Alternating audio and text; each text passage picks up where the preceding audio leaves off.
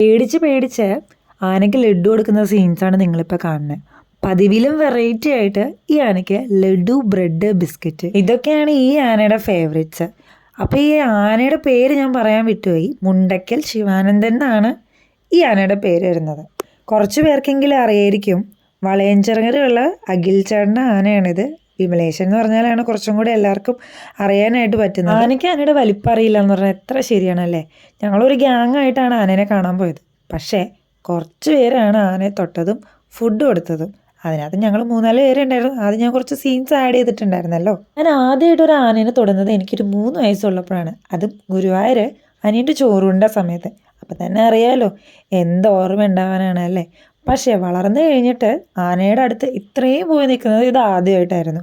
പേടിയില്ലാന്ന് കാണിക്കാൻ വേണ്ടിയിട്ട് ഞാൻ കൊമ്പിലൊക്കെ തൊട്ട് ചെറുതായിട്ട് ഫോട്ടോസൊക്കെ എടുത്തായിരുന്നു കേട്ടോ. ഭയങ്കര എക്സൈറ്റിംഗ് ആയിട്ടുള്ളൊരു ദിവസമായിരുന്നു അന്ന്. ഇനിയും എക്സൈറ്റിംഗ് ആയിട്ടുള്ളൊരു വീഡിയോ ആയിട്ട് പിന്നെ വരാം.